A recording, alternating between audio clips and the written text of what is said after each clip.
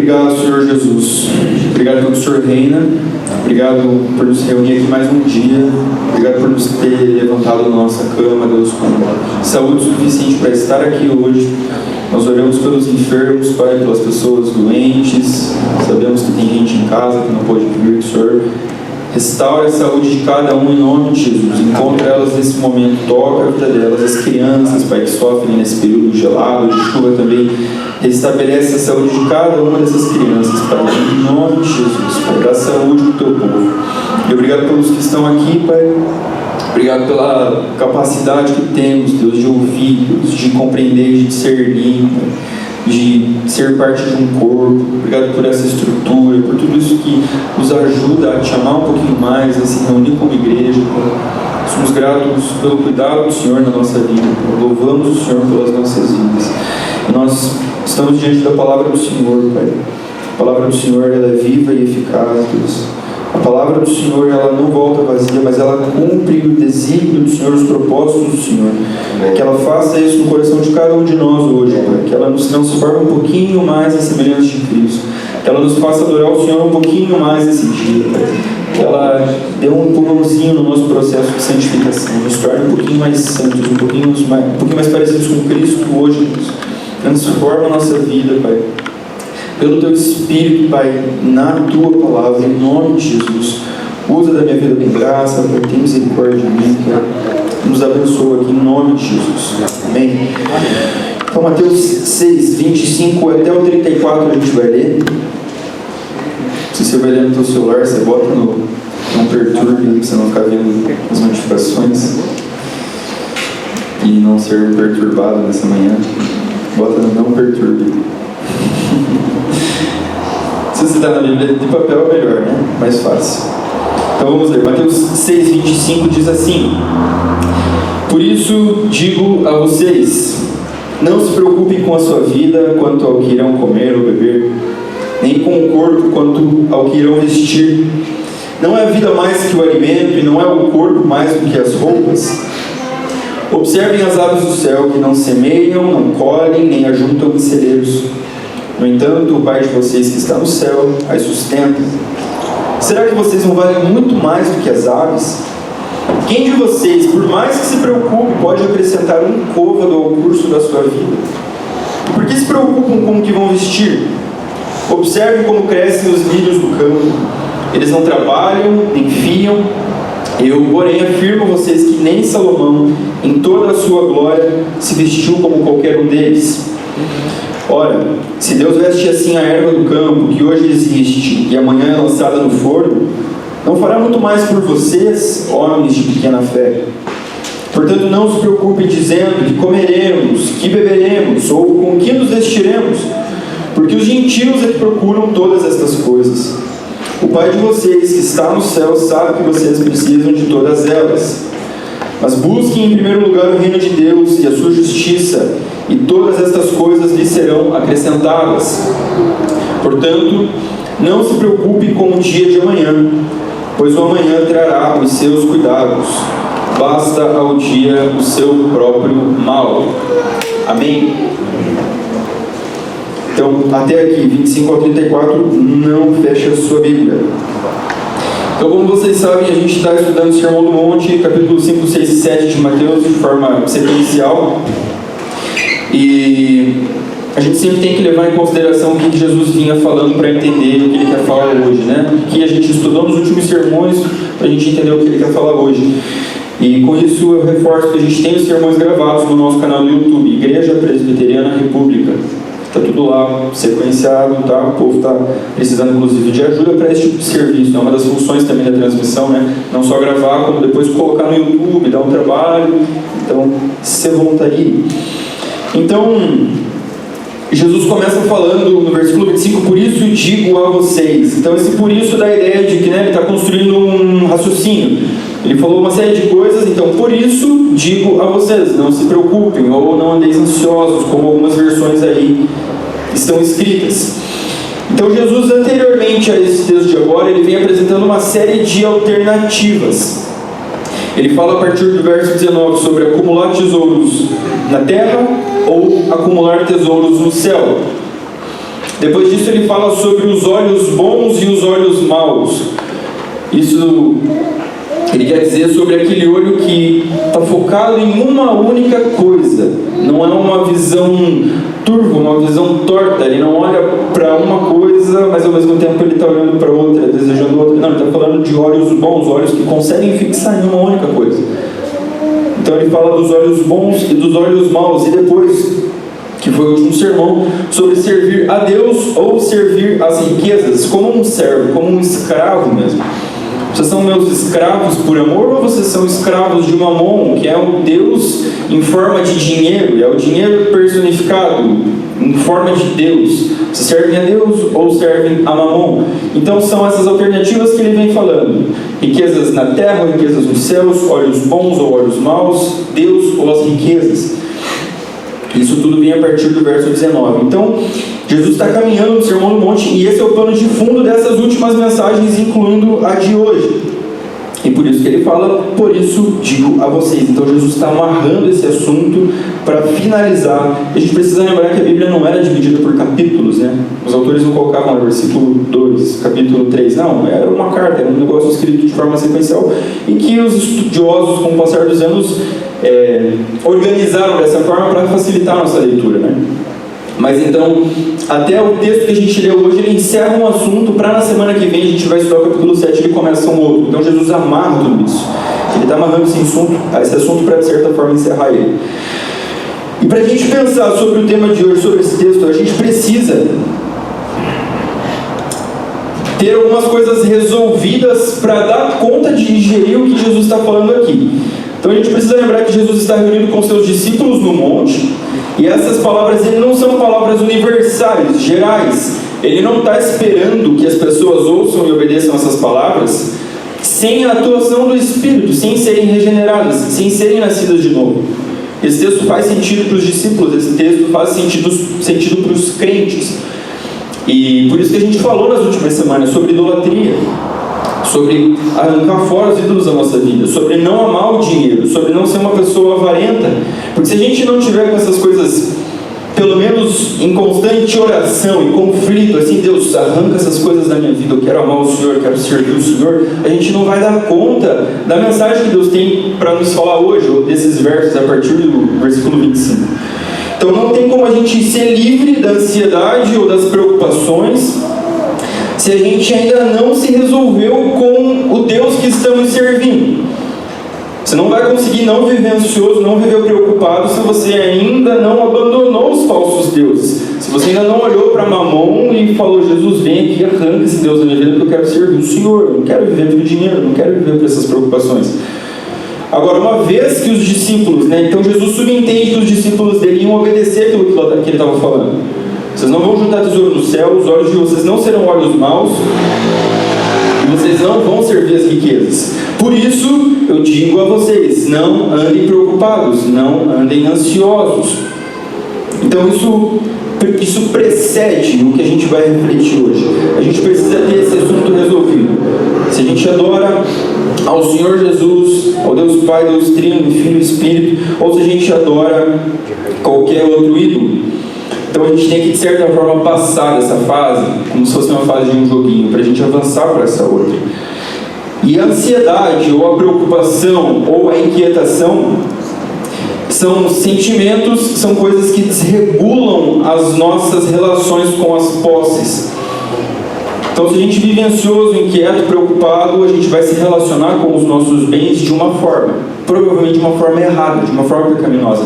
Se a gente vive dependendo do Senhor, confiando que tudo que a gente tem vem dele, a gente vive descansado, a gente vai viver de uma forma que agrada a Ele, não colocando a nossa vida naquilo, não nos agarrando às nossas posses, sendo generosos, sendo prontos para dar, sendo prontos para repartir. Então esses sentimentos, eles não podem mesmo fazer parte da nossa vida, porque eles orientam como a gente vive a vida aqui.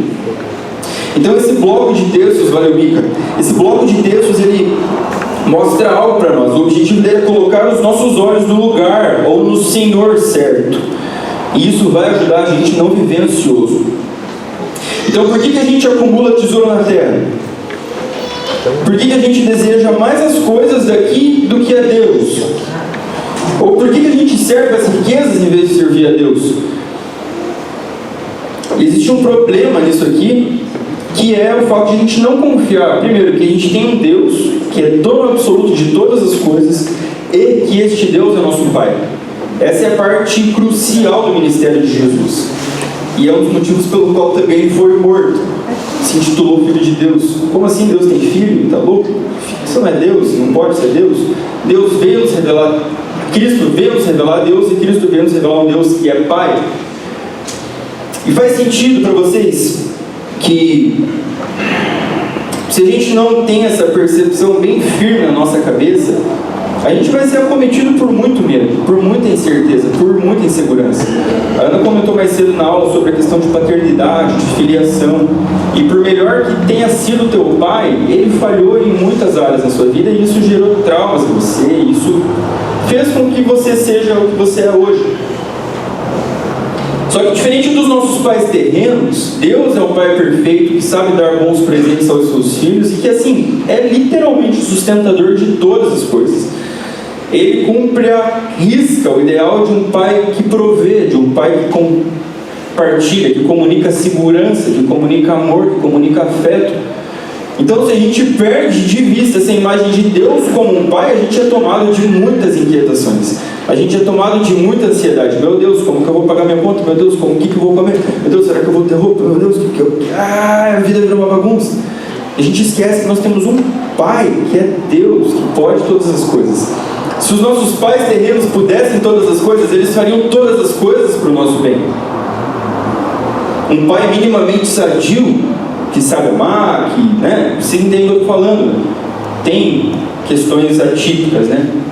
De muitos pais com muitas dificuldades psicológicas, que às vezes foram extremamente maltratados, abusados e espancados. É muito difícil um pai desse conseguir amar do jeito certo. Mas assim, vocês entendem que se eles tivessem essa capacidade, eles fariam.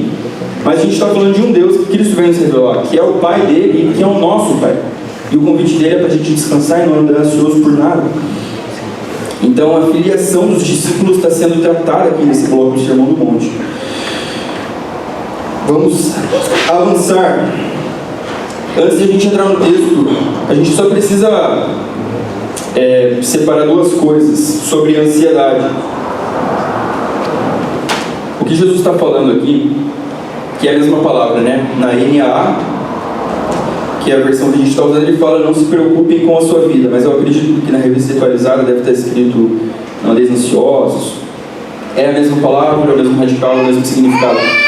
E essa ansiedade que Cristo está falando, ela é uma ansiedade que diz respeito justamente a essa falta de confiança em Deus, falta de confiança no cuidado, na provisão de Deus, nas promessas que Deus tem para nós ao longo da Bíblia e coisas que Ele fala ao longo da vida nossa, né? Sobre coisas que Ele vai fazer para nós, a gente precisa confiar. Mas sim, tem a ansiedade, que é um mal do nosso século, uma patologia, uma doença, né? Então a gente precisa separar bem essas duas coisas. Por quê?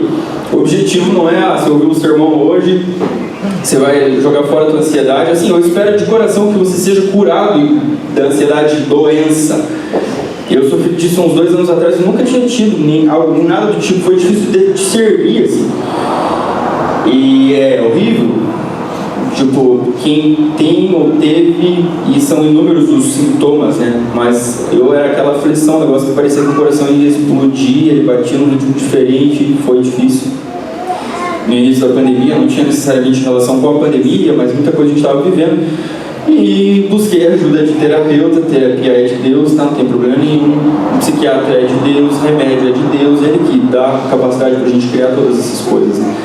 E fiz terapia por 1 ano lá com o senhorzinho, muita gente boa. Foi muito bom, me ajudou muito, assim.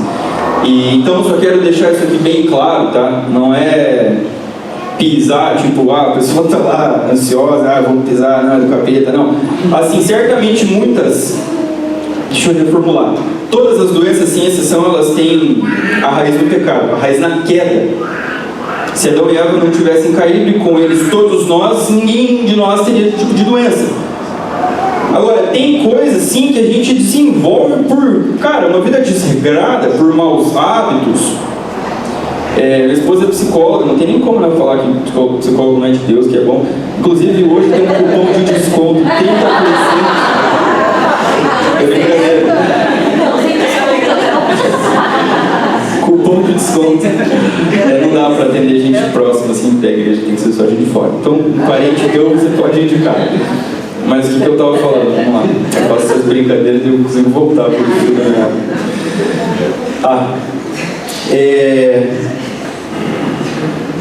Jesus. Déficit de atenção é uma questão também que Deus se compadece disso. Vamos voltar então. Ansiedade como a falta de confiança em Deus e como patologia. Então, você vá se tratar, vá atrás do terapeuta. Se necessário, o terapeuta vai te orientar um psiquiatra. Se necessário, tomar remédio, não tem problema, faz parte da vida. É bem assim, você glorifica a Deus por ele ter dado capacidade para homens e mulheres desenvolverem meios para aliviar as nossas dores. E a gente vai lutar com elas até o fim da nossa vida. Entretanto, eu creio sim que Deus pode te libertar de uma vez por todas de depressão, de ansiedade, de pânico, seja lá o que for. Em nome de Jesus, eu quero que Ele cure todos nós essas coisas. Mas hoje o foco principalmente é para essa ansiedade, que é a inquietação, essa falta de confiança em quem Deus é. E não necessariamente isso te dá um pavor ou aperta o teu coração. Não, é algo quase que irracional na tua cabeça. Você tem muito medo em relação ao amanhã, você tem muito medo em relação a tudo na vida. E não é por um desequilíbrio químico necessariamente. Não é por falta de remédio, mas é por falta de conhecer quem é o Pai de vocês, quem é o nosso Pai. Falta de conhecermos o Deus Pai que Cristo veio nos revelar. Então, é sobre esse aspecto, sobre esse lado da ansiedade que eu gostaria de compartilhar hoje. Creio sim que Jesus pode nos curar de ambas. Amém? A palavra dele pode nos ajudar a viver uma vida mais leve. E, repetindo, não deixe de ir ao terapeuta, não deixe de ir ao médico, nem de tomar teu remédio, tá? Mas ore sempre pela cura. Então vamos desenvolver a nossa reflexão, o nosso texto. Título: Não se preocupem, o Senhor reina. Bom lembrarmos. Então a primeira parte que eu queria destacar é o versículo 25. Acompanha comigo aí, não está na tela. Na sua Bíblia, verso 25 diz: Por isso digo a vocês, não se preocupem com a sua vida, quanto ao que irão comer ou beber, nem com o corpo, quanto ao que irão vestir. Não é a vida mais que o alimento, e não é o corpo mais do que as roupas. Então, eu já falei anteriormente, Jesus pressupõe que os discípulos estavam seguindo o que ele estava falando e iam obedecer. Então, ele começa por isso, né? Uma vez que vocês ouviram e retiveram o que eu disse, vocês não devem se preocupar. E este não se preocupe de Jesus, a gente sempre tem essa imagem de Jesus como uma pessoa boa, Jesus paz e amor, é um imperativo dele. É tipo assim, não se preocupe, não é assim, não se preocupa. Não, é tipo assim, não se preocupe, não ande ansioso. É uma afirmação, é algo forte da parte de Cristo. Ele tem um conhecimento pleno de quem Deus Pai é, Ele é Deus. E baseado nisso ele diz para os seus discípulos: Deus é Pai, Deus é amoroso, Ele cuida de vocês. Por isso não se preocupem com a vida de vocês. Isso é um imperativo de Deus. Não se preocupem quanto ao que comer, quanto ao que beber, ou quanto ao que vestir. E aqui ele está tratando de necessidades básicas. E talvez esse texto pode ficar um pouquinho distante da gente, porque talvez nenhum de nós aqui tenha essa preocupação, ou já teve na vida. Algumas pessoas talvez tiveram, né? Não ter comida, ou não ter bebida, não ter roupa, às vezes, para vestir, mas assim, provavelmente não é uma necessidade de nenhum de nós, não é algo que inquieta nenhum de nós. Então, esse texto pode ficar um pouquinho distante, mas ele tem sim muitas verdades preciosas para nos ensinar, mesmo que nenhum de nós aqui, graças a Deus, esteja passando fome ou sem roupa para vir na igreja. E é interessante porque Jesus ele faz uma comparação de coisas maiores para menores. Tudo tem um objetivo, cada palavra de Jesus tem um objetivo de nos fazer, de nos conduzir a um lugar. E aqui ele está falando de, primeiro, não se preocupem com a vida de vocês quanto ao que irão comer ou beber. Então, a vida, coração que está batendo, tua mente que está funcionando, teu ouvido que está conseguindo me ouvir agora, captar a mensagem, o teu corpo que está sentado, a vida, você recebeu um ouvido, você recebeu um sopro que foi gerado no ventre da tua mãe de forma soberana por Deus. Não se preocupem com a vida de vocês, que é esse negócio milagroso, grandioso, mas a gente se esquece, né? A vida fica muito corrida, a gente para de refletir. Então não se preocupem com a vida quanto ao que comer. Tipo, é uma coisa muito pequena para Deus, é muito básica. Se Ele está sustentando toda a nossa vida, quem dirá quanto ao que a gente vai comer, ou quanto ao que a gente vai beber? Ou, não se preocupem com o corpo de vocês. O corpo é mais importante que a roupa. Não se preocupem com o corpo quanto ao que vestir. Ele está sustentando os nossos músculos, os ligamentos, tudo grudado aqui, uma coisa na outra, tudo certinho. Tipo, eu estou cuidando de vocês. Não se preocupem com a roupa, com esse pano que cobre vocês. Não se preocupem nem com a vida quanto ao que comer e beber, nem o corpo quanto ao que vestir. E ele segue no versículo 26. Então Jesus dá alguns exemplos do 26 ao 30. Acompanha comigo os dois primeiros, 26 e 27. Ele começa a chamar a imaginação, a atenção dos discípulos para a própria criação. 26. Observem as aves do céu, que não semeiam, não colhem, nem ajuntam em celeiros. No entanto, o Pai de vocês, que está no céu, as sustenta. Será que vocês não valem muito mais do que as aves? Quem de vocês, por mais que se preocupe, pode acrescentar um côvado ao curso da sua vida? Então Jesus está chamando a atenção dos discípulos e dizendo: observem as aves, levantem os olhos, olhem ao redor de vocês, para ver se vocês entendem o que eu estou querendo transmitir, a mensagem que eu estou querendo dar para vocês. As aves acordam adorando. Se você acordar às 6 horas da manhã, você vai ouvir, dependendo de onde você mora, mais ou menos em Curitiba. Mas ainda é uma cidade muito arborizada, graças a Deus, espero que continue assim. Você vai ouvir muito passarinho cantando. E a gente não está nem aí, a gente está na correria, tem que levantar, tem que fazer café, tomar banho, tem que trabalhar. E Jesus fala para os caras: observem as aves. Então elas acordam cantando, piando. Hoje de manhã você é forçado a fazer isso, estava lendo, refletindo, escrevendo algumas coisas. E os BTV estavam cantando muito assim de manhã. Eu acho que quando está sol eles devem cantar mais, eu não sei, o tempo está fechado. E tem muita maritaca também, que tipo aqueles papagaiozinhos pequenininhos lá em casa, verdinho. Cara, aquela coisa mais linda, mas é barulhento. Mas é a coisa mais linda. E enquanto eu estava refletindo e pensando assim, eu falei: cara, os bichinhos já acordam adorando, eles acordam cantando, acordam no alto astral, independente do clima, independente do que vão fazer. E assim, eles vão viver a vida deles. E eles encontram o alimento deles. Tipo, eles não estão preocupados.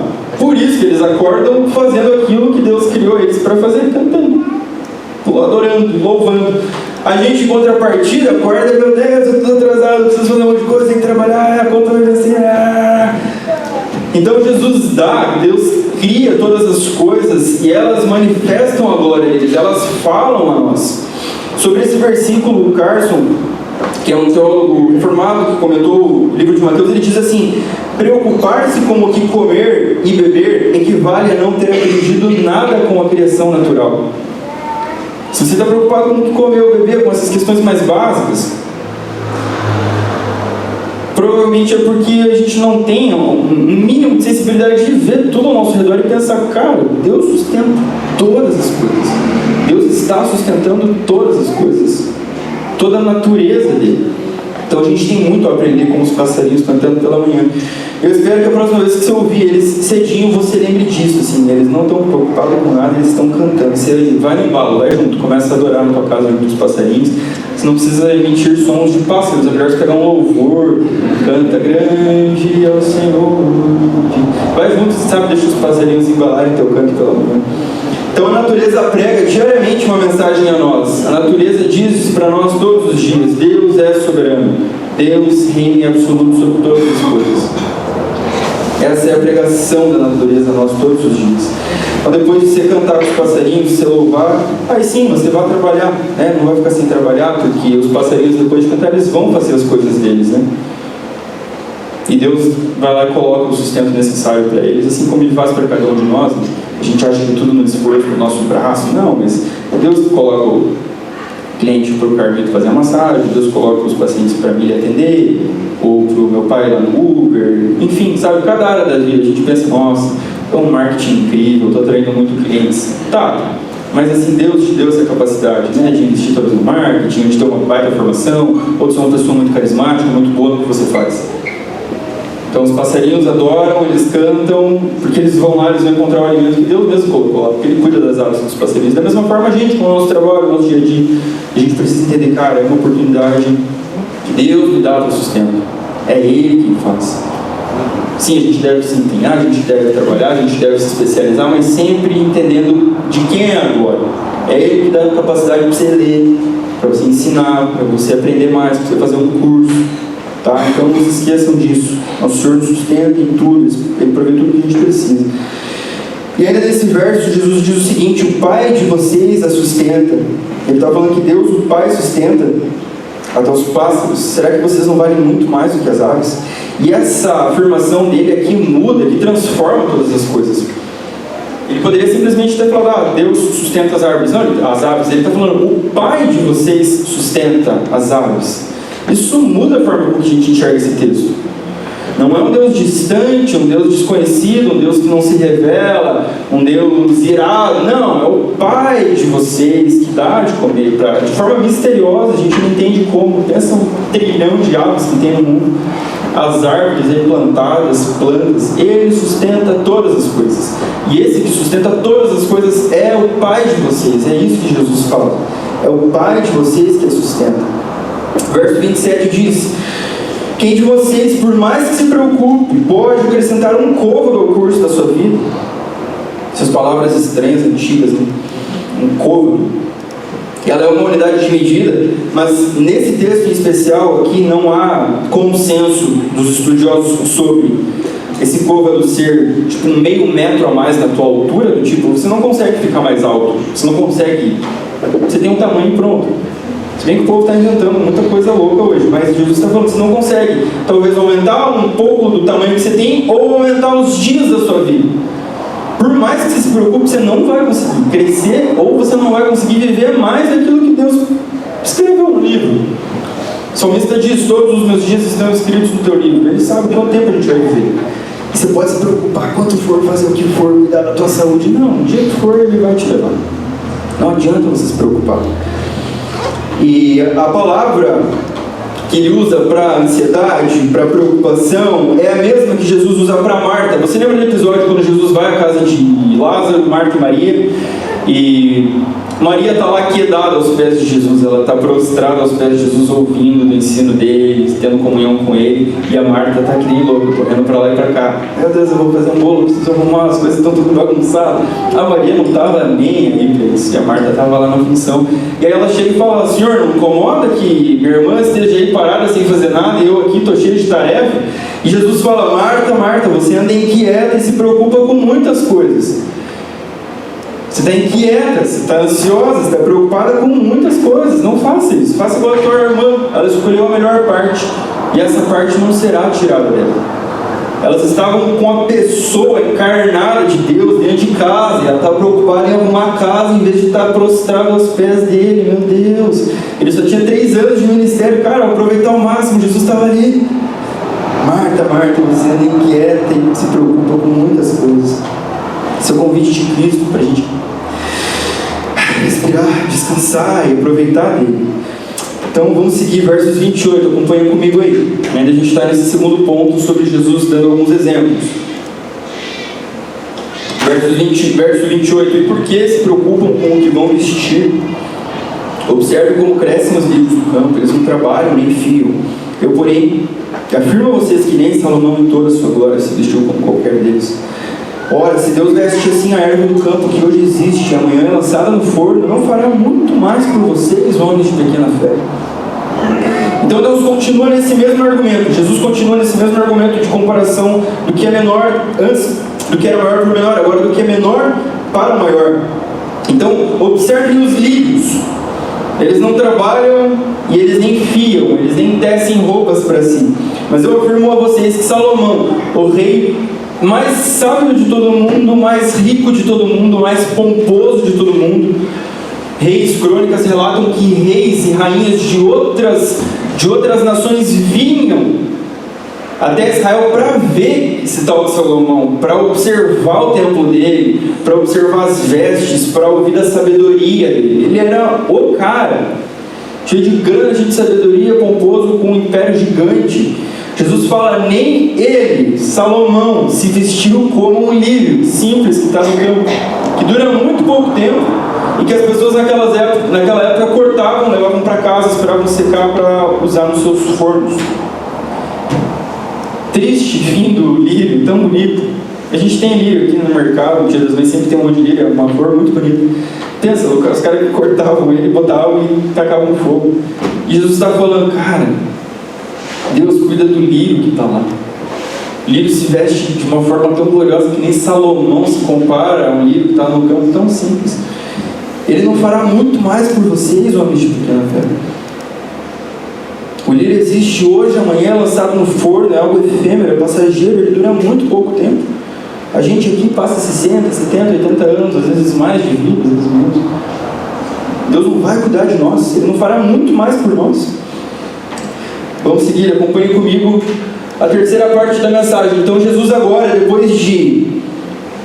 Ele estabelece um princípio que é: não andem ansiosos, não andem preocupados. Daí ele dá alguns exemplos: observem as aves e observem os lírios. E agora ele vai mostrar a vida distinta, separada, diferente que os discípulos dele têm em relação ao mundo, em relação aos gentios.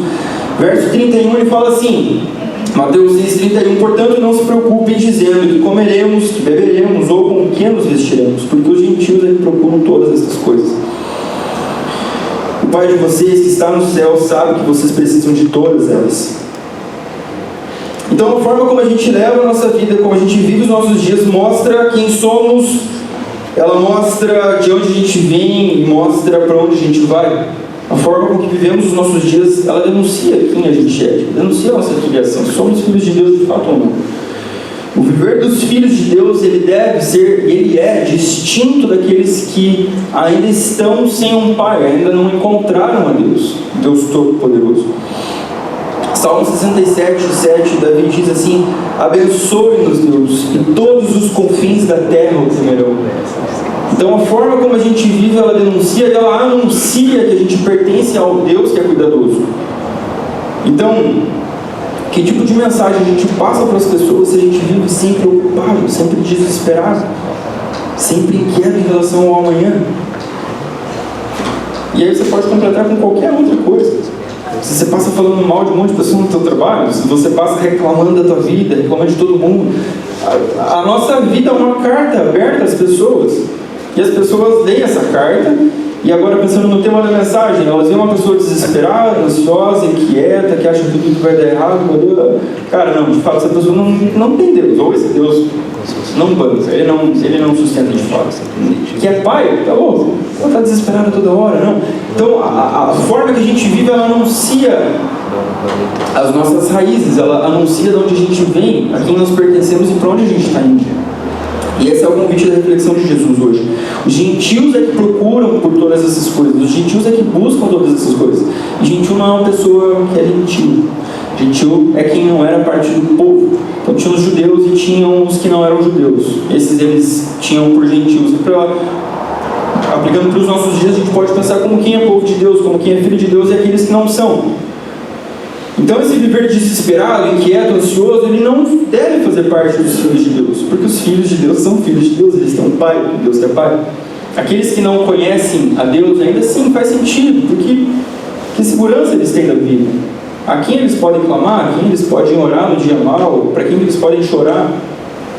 Pensa que desesperador é ser um ateu, você não tem para quem agradecer, você não tem para quem chorar, pensa que a vida é isso, é um fim em si próprio, você vai morrer. Deus tem misericórdia e que Ele usa da gente, né, para anunciar que tem um pai que está convocando filhos por Ele. E Jesus, então, nesse verso 32, falando dos gentios, ele faz um jogo de palavras. Ele diz que os gentios procuram. E o próximo verso 33, que você pode acompanhar aí, diz assim: mas vocês busquem. Então Jesus chega agora na alma, no âmago da mensagem. Então os gentios procuram todas estas coisas, mas vocês, versos 33 e 34, diz assim: mas busquem em primeiro lugar o reino de Deus e a sua justiça, e todas estas coisas lhes serão acrescentadas.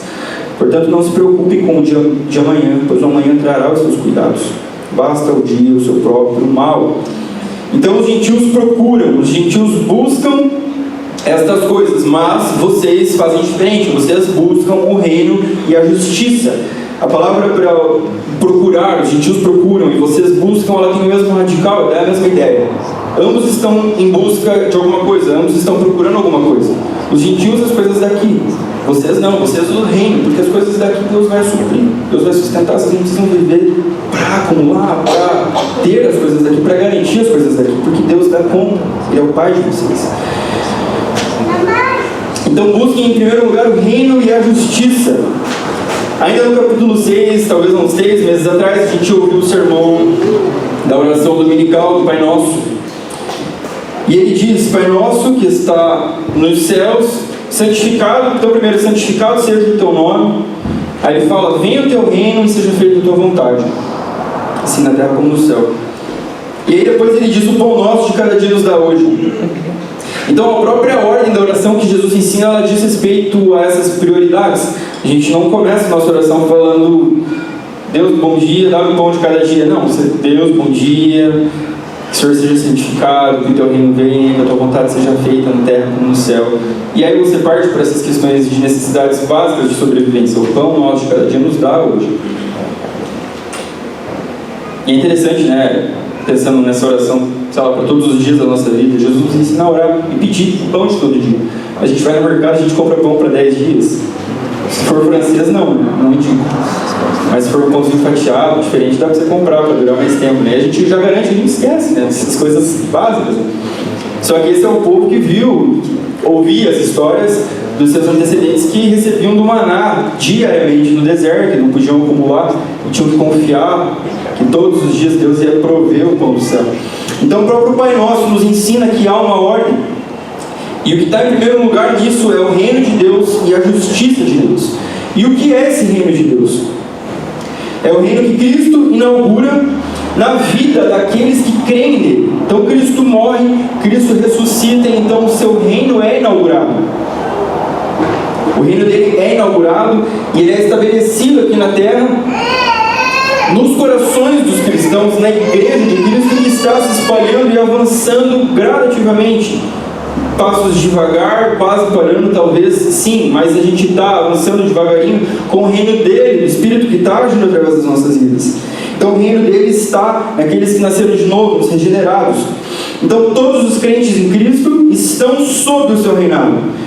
E o Sermão do Monte todo, ele apresenta para nós essa ideia de uma vida no reino.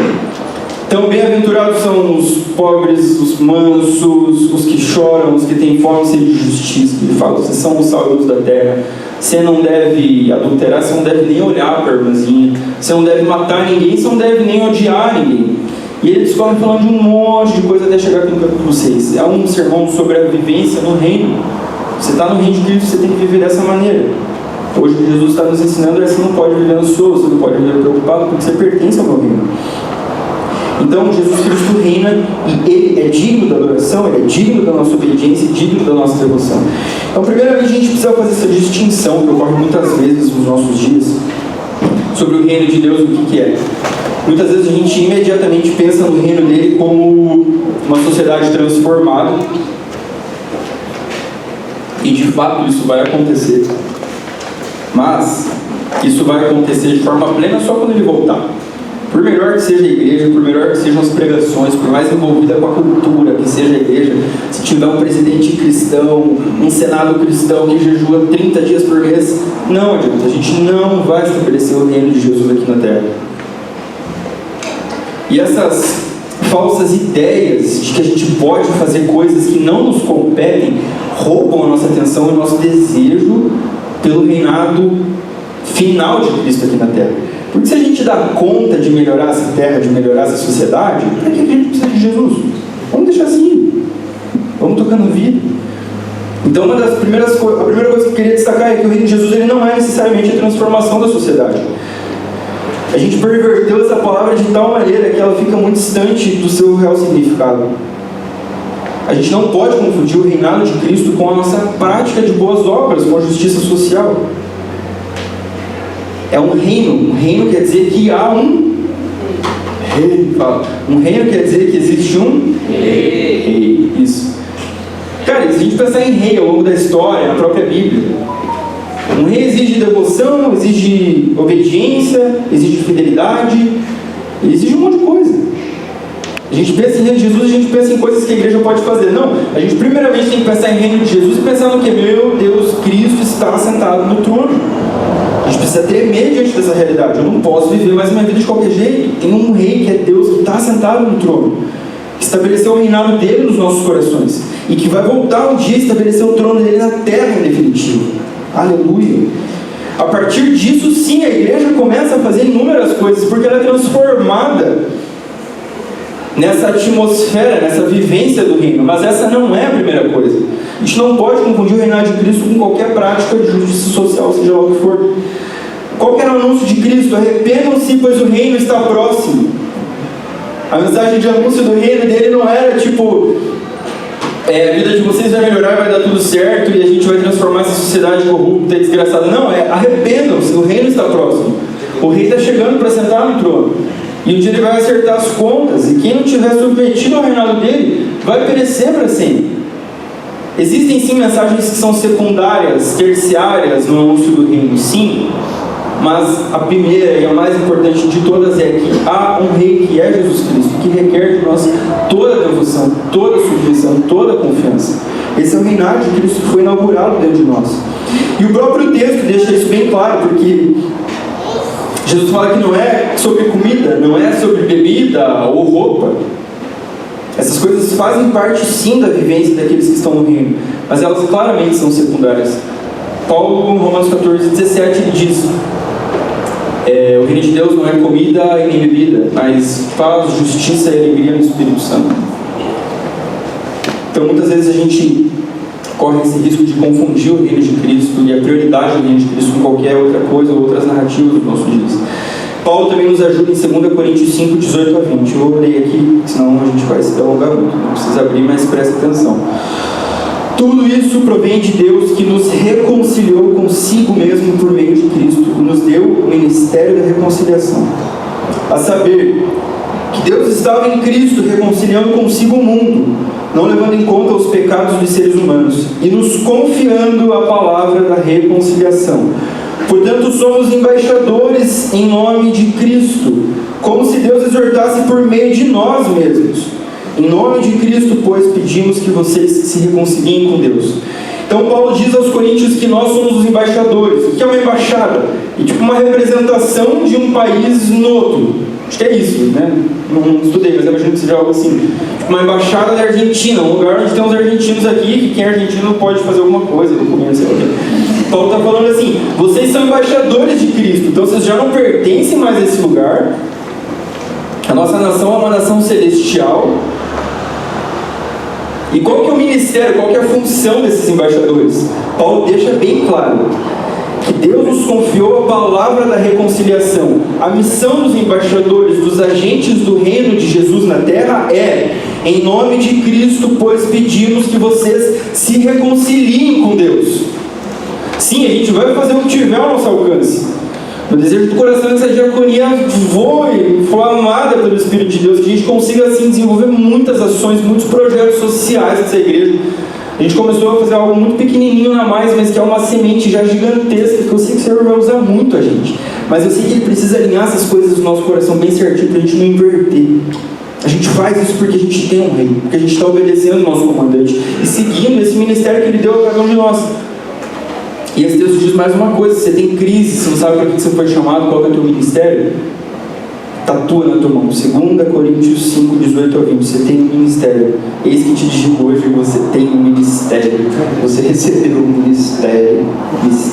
Eita. Teu ministério é o ministério da reconciliação. Seja você pastor, médico, um Uber, um professor, qualquer profissão que você tenha, todos temos um único e mesmo ministério. Primeiro, principal, que é anunciarmos que Deus estava em Cristo reconciliando consigo todas as coisas. E em nome de Cristo pedimos a vocês: reconciliem-se com Deus. Reconciliem-se com Deus por meio de Cristo, porque Cristo reina e Ele vai vir estabelecer o reino dele de forma definitiva. Então essa é a mensagem mais importante acerca do reino dele. Então pensar apenas na vida aqui e agora, nas questões materiais, físicas, emocionais, psicológicas, é desprezar o que de mais importante Cristo comprou por nós na cruz. Essas questões são importantes? Óbvio que são. Agora, não adianta de nada a gente ter recurso, ter uma vida boa, ter paz. Sabe aqueles Instagram que a gente vê e fica com inveja, que parece que a vida da pessoa é perfeita? O que adianta se aquela pessoa não está em Cristo? Sabe? Teve 1 milhão de visualização, todo mundo desejou, falou, nossa, que casa animal, que viagem massa, nossa, que corpo lindo, meu Deus, tá? Mas e aí, se morre sem Cristo, vai fazer o que com tudo isso? A gente precisa lembrar, cada vez menos a gente está falando dessas realidades. Quem não está em Cristo, a gente crê que vai para a perdição, vai sofrer eternamente. A gente crê sim em céu, no inferno, a gente crê que Cristo vai estabelecer o reino aqui e vai reinar com toda essa igreja e vai mandar para o lago de fogo, o capeta, todo mundo que não está nele. Então a gente tem uma mensagem que é urgente para as pessoas. Mais importante do que assistirmos elas em suas necessidades, né, servirmos de assistência em suas necessidades básicas, existe uma mensagem que é mais importante. Ah, Bruno, mas está morrendo de fome. Tá, não. Você pode fazer as duas coisas. A questão é que como igreja você não pode fazer uma delas só e deixar a outra de lado. Se contentar em prover um alimento, em prover um pão, ou seja lá qual tipo for de assistência, e sim as pessoas precisam disso. Isso por si só não vai transformar a vida dela. Não é tudo que ela precisa, entende? É uma parte. Bênção.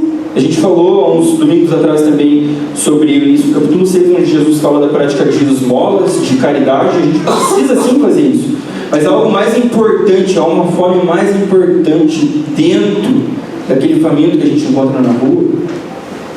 E essa fome todos têm, mesmo que seja uma pessoa abastada com muito dinheiro. É a fome de Deus, é a fome da justificação, é a fome da salvação da alma. Então a gente deve deixar essas coisas bem esclarecidas para nós. Só que Jesus fala, busquem o reino e a justiça, ele distingue as duas coisas. A gente precisa pensar sobre isso. Então, a gente pode pensar como os efeitos deste reino bem estabelecido no nosso coração para o próximo. Então ele fala reino e justiça. E sobre a justiça, o John Stott, que é um pastor anglicano do século passado, ele diz assim, deixa eu te falar, estou morrendo de calor agora. Você liga aí? Só o ventiladorzinho, eu falei para desligar, mas é um fogo, meu Deus. Vamos lá, acompanha comigo. O John Stott fala assim sobre a justiça. Obrigado, Bruno. Um dos propósitos de Deus para a sua comunidade nova e redimida é que, através dela, a sua justiça se faça agradável na vida pessoal, familiar, comercial, nacional ou internacional. E por isso, ele a recomenda a todos os homens. Então, as pessoas que estão fora do reino de Deus vão ver essa justiça e vão desejar essa justiça. A justiça do reino de Deus transbordará, por assim dizer, sobre o mundo dos não cristãos. Mas, presta atenção, ele diz assim, naturalmente, a profunda justiça do coração que Jesus enfatizou no sermão é impossível a não ser nos que foram regenerados.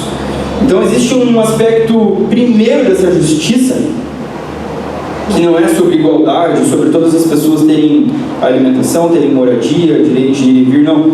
Existe um aspecto anterior a essa justiça, que é a nossa justificação. Que é Deus em Cristo nos declarar justo porque a gente creu nele, e a gente recebeu a justificação, a gente foi salvo. Então ele fala que essa justiça é impossível a não ser naqueles que nasceram de novo. Mas certa porção dessa justiça é possível sim à sociedade não regenerada, aqueles que não são cristãos. Então respinga, essa justiça que a gente recebe de Cristo, ela transborda para fora da igreja, ela transborda na nossa vida, na vida pessoal, nos padrões familiares e na vida pública, em sociedade, enfim. Mas ele fala assim, o cristão, porém, deseja ir muito além disso e ver as pessoas literalmente trazidas para dentro do reino de Deus através da fé em Jesus Cristo. O John Stott é um dos expoentes de missiologia do século passado, é um dos caras mais estudados sobre esse termo até hoje, que esteve no Pacto de Lausanne em 74, e você pode ler sobre isso, tem muita coisa massa que inflama, que anima o coração para ver uma igreja relevante, uma igreja atuante na sociedade.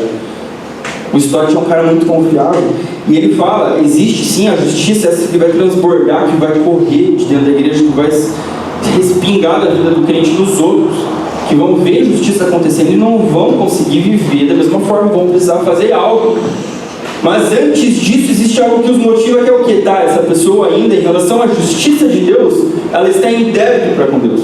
Cristo pode sim anular todo o espírito de dívida daquela pessoa.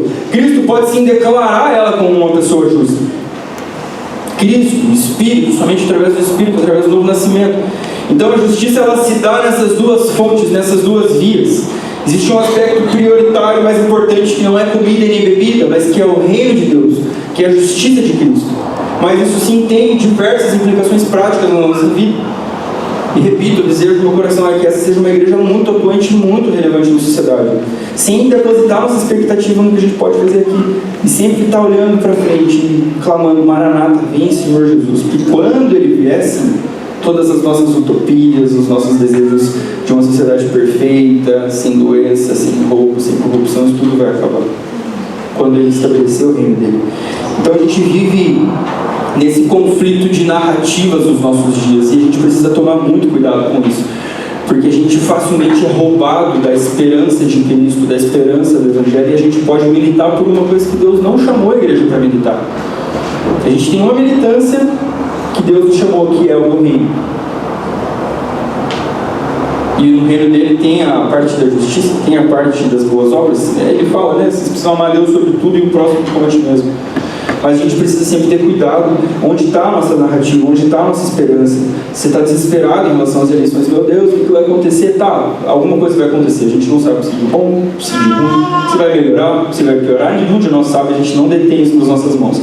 Mas há uma verdade: Cristo nos convida a sermos embaixadores do reino dele, que primeiramente é clamar a todos os homens: arrependam-se porque o reino de Cristo está próximo. Arrependam-se, depositem sua fé em Cristo, se submetam ao reinado dele. E através disso, sim, a gente correr pelas ruas, cada um na sua área de atuação, na sua família, seja lá onde for, vivendo como um cidadão do céu, como alguém que foi regenerado, praticando as boas obras, praticando seus atos de justiça. Então existem essas duas faces da justiça: a justiça do homem para com Deus e a justiça do homem para com o próximo. Todos nós precisamos dessas duas bem resolvidas. A nossa justiça para com Deus se dá através de Cristo, do sacrifício de Cristo. Último verso 34 diz: portanto não se preocupem com o dia de amanhã, pois o amanhã trará os seus cuidados. Basta o dia o seu próprio mal. Parece um pouco triste, né? Você acha que ele vai terminar assim? Não, ele fala, tá, todo dia você vai ter um mal, todo dia você vai ter um probleminha para lidar. Mas Jesus está antecedendo assim. Você não precisa se preocupar. O que toma a nossa mente de preocupação e de ansiedade sempre é algo em relação ao futuro, né? E ele fala assim: tenta lidar e dar conta do que você está lidando hoje, dos problemas que você tem hoje. Porque se você ficar pensando no que tem para frente, você não vai conseguir. Primeiro, que eles não aconteceram. Segundo, que talvez eles nem aconteçam. E terceiro, talvez eles aconteçam. E tudo isso está debaixo da providência divina, que permite que todas as coisas aconteçam. Romanos 8:28, todas as coisas cooperam para o bem daqueles que amam a Deus. Mas até a morte de não sei quem, a doença, cara, está escrito lá, eu creio. Paulo falou, eu acredito, que ele foi inspirado pelo Espírito para escrever. Todas as coisas cooperam para o bem daqueles que amam a Deus.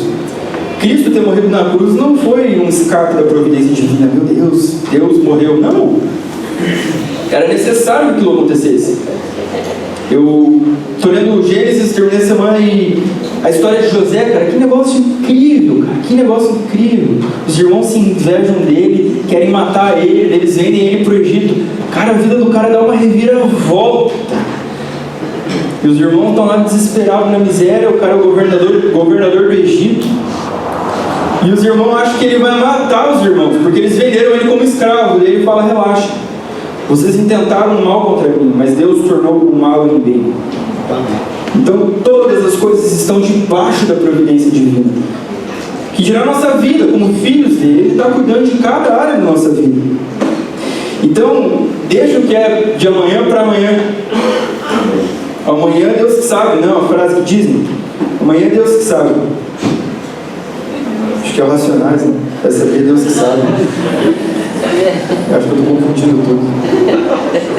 Então a gente vai ter problemas até o dia da nossa morte. Jesus nos convida para viver hoje, confiar nele hoje e lidarmos com as dificuldades hoje. Amém? Não vamos ficar pensando para frente, que a gente não dá conta.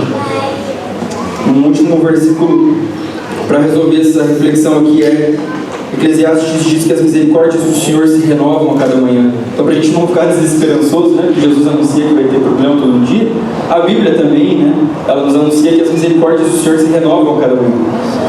Então, você lembra, você vai ver os passarinhos cantando, você vai acordar, você vai começar a louvar os passarinhos, agradecer que você está vivo, que você está andando, que você tem um café, que você tem uma roupa, que você tem um trabalho e você vai trabalhar. E você vai ter uma dificuldade no seu trabalho, e você vai lembrar, nossa, basta cada dia o seu próprio mal, tá aqui. Como que eu lido com isso? Deus me ajuda, não quero ficar ansioso para esse trabalho. E você entrega as ansiedades diante dele, você confia, mas você lembra que de manhã também teve uma porção nova da misericórdia dele que se renovou sobre a tua vida, e assim a gente vai viver a nossa vida tranquilamente, até o fim dela, sem nos desesperarmos. Então, para a gente amarrar tudo, concluir e aplicar algumas coisas, eu nem usei isso aqui hoje. Então, primeiro, não se preocupe com a tua vida. Esse é o princípio que Jesus estabeleceu ali no início desse texto para as nossas vidas. Não viver para as coisas daqui, que são passageiras, que são efêmeras, comida, bebida, roupas, mas viver buscando o reino dele. O Bonhoeffer diz que desejar ter muitas coisas, as riquezas por si só, elas trazem consigo muitas inquietações, trazem consigo muitos problemas. Dificilmente você vai encontrar um cara que tenha muita grana que não tenha dor de cabeça. Ele vai estar sempre pensando em como fazer mais, ou como administrar tudo aquilo que ele tem, ou meu Deus, meu filho não faz nada, eu vou morrer, ele vai ficar com tudo. Algum problema o rico ele vai ter. A riqueza por si só ela não é uma maldição, tá? A riqueza é uma bênção, mas tem um jeito certo de você lidar com ela. Tem um jeito certo de você se relacionar com a riqueza. E ela por si só ela traz muitas preocupações. E o Bonhoeffer fala, se você quer desejar isso, tá. Mas assim você vai ter mais problema do que você já tem hoje. Muitas inquietações, muita ansiedade. Mas independente de como você tem vivido hoje a tua vida, o convite de Jesus para todos é levarmos a Ele as nossas ansiedades, as nossas inquietações, em forma de súplica, de oração.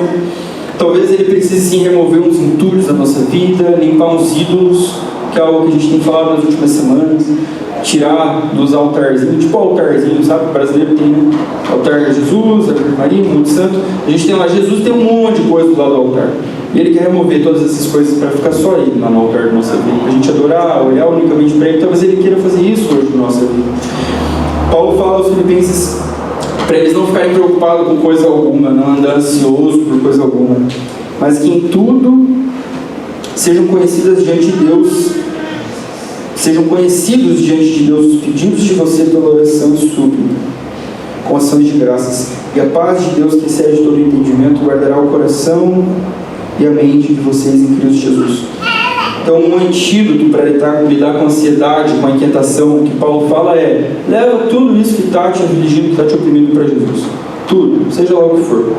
Às vezes é entulho, coisa que a gente carrega para si, né? Porque o texto diz que ele cuida das necessidades básicas, mas a gente não está satisfeito só com as necessidades básicas, a gente inventa um monte de outra necessidade. E com esse monte de outra necessidade, vem um monte de problema, vem um monte de inquietação.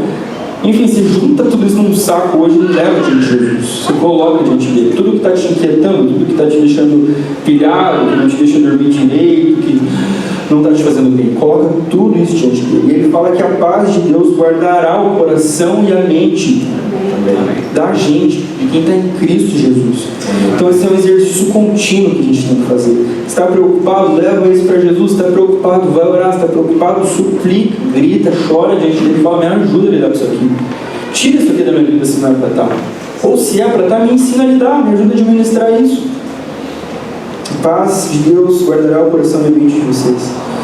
Então primeiro, não se preocupe com a sua vida. E por fim, regule as suas ambições, os seus desejos. Deseje acima de todas as coisas o reinado de Cristo sobre todas as áreas da sua vida. Tudo, coloca tudo debaixo do senhorio de Cristo. Entre aspas, dê permissão para Ele mexer e bagunçar todas as coisas. A sua família, o seu trabalho, o seu tempo, a sua rotina, seja lá o que for. Seja lá o que for. Coloca tudo debaixo do senhorio dele e fala: Senhor, manda aqui. Deixa eu viver uma vida que te desagrada. Quero te amar, não quero ficar juntando para mim problema, não quero ficar juntando inquietação. Reina na minha vida toda. Ele não está interessado só no estado da nossa alma, salvar, perdoar a gente dos nossos pecados, não. Ele quer uma vida plena para todos nós. Uma vida sem desesperos, sem inquietações. Ele tem sim interesse e capacidade suficiente para dar conta de arrumar nossa vida por completo. A gente precisa sim desejar o reino dele acima de tudo, submeter toda a nossa vida ao reinado dele. Reine tudo na minha vida, Jesus. Viva como um embaixador do reino de Cristo, anunciando que ele já reina, anunciando que ele convoca todo mundo ao arrependimento e que ele voltará para julgar e estabelecer o seu trono na terra definitivamente. Cristo reinará na terra, o trono dele vai vir na terra, e ele vai julgar todas as pessoas. E nós, os que estamos nele, não sofreremos condenação alguma, porque a gente está coberto, a gente está lavado com o sangue dele. Amém. E eu não sei você, eu deveria querer mais, muito mais. Mas eu quero que mais pessoas estejam inseridas nesse lugar de descanso, nesse lugar de confiança, sabe? Mais pessoas, os nossos familiares que ainda não conhecem a Cristo, os nossos amados amigos, as pessoas que a gente ama com o nosso coração, mas que ainda não conheceram a Cristo, as pessoas do nosso trabalho, da faculdade, seja lá onde for. Pensa essa paz que você não tem mais medo da tua salvação, você está seguro em Cristo, você não tem mais medo das acusações do diabo, você não tem mais medo em relação à tua eternidade. Pensa essas pessoas amadas, como seria bom que elas tivessem essa mesma sensação que você tem. Todo mundo que certamente tem um parente que gosta muito, que não conheceu a Cristo ainda.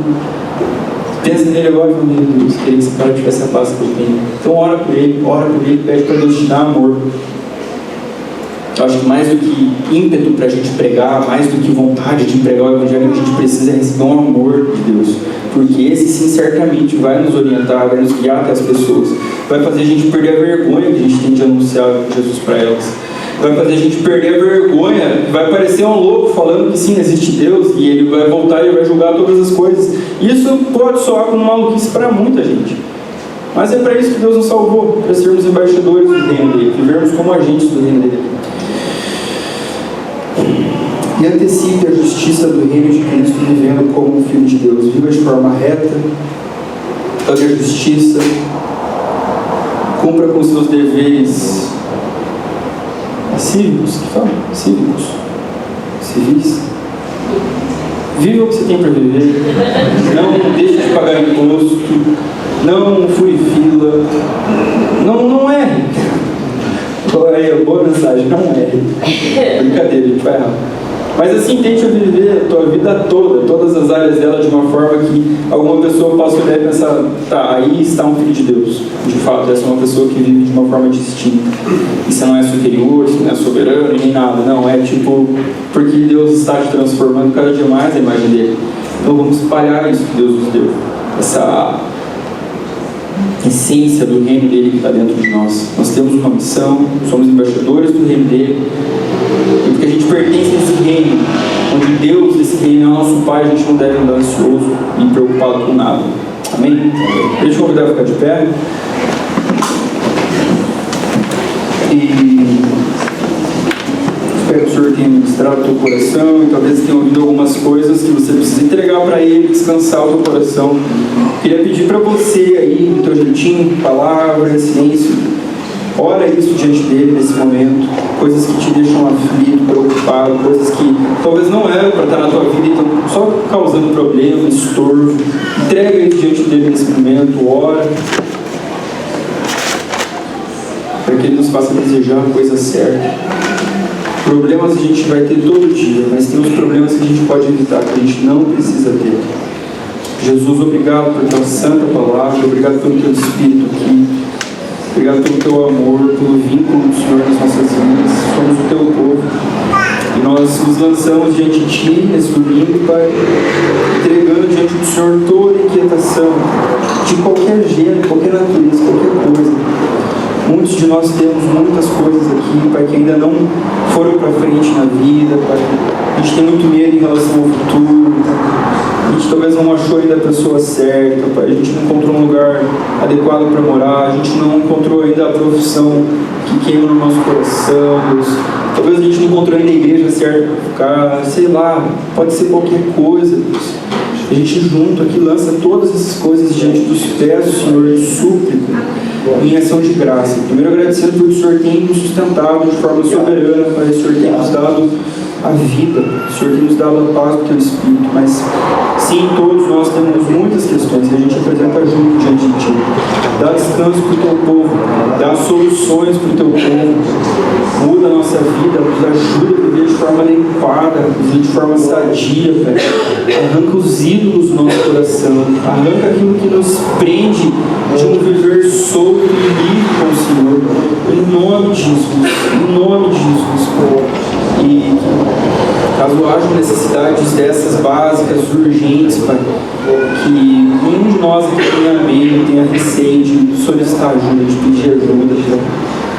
Que em nome do Senhor, Teu Espírito venha sobre essa igreja, Pai, e faça da República uma igreja de fato relevante, Pai. Uma igreja que ama o Senhor acima de todas as coisas, Pai, e que vive por aí espalhados como cidadãos do reino dos céus, como embaixadores do reino, anunciando a mensagem de que há salvação em Jesus, e agindo no poder do Senhor, Pai, orando, Pai, por libertação, como o Mica comentou essa semana na escola dele, de uma pessoa que era endemoniada, ele teve a oportunidade de orar. Deus, o reino do Senhor está vindo, o reino do Senhor está vindo, o reino do Senhor está chegando através de nós. Enche cada um de nós o Teu Espírito, Pai, para operarmos com sinais, com prodígios do Senhor, orar por uma dor de cabeça no trabalho, confiando que o Senhor pode sim curar e dar uma oportunidade para a gente testemunhar da Tua vida aquelas pessoas. Inflama-nos o Teu Espírito, inflama o nosso coração do fogo do Senhor, para a gente viver como embaixadores do reino do Senhor. E que todos nós aqui juntos encontremos descanso, Pai, reclinados ao peito do Senhor. Encontremos descanso para todas as inquietações, Pai. Não deixa, Deus, nada da vida, nem Satanás, seja lá o que for, roubar a nossa paz. Eu oro por paz para cada mente aqui, paz para cada mente, para cada coração, em nome de Jesus. Dá paz para os Teus filhos, Deus. E continua a Tua obra nas nossas vidas, Deus. Em nome de Jesus. Amém. Amém. O reverendo Cláudio vai nos dar a bênção.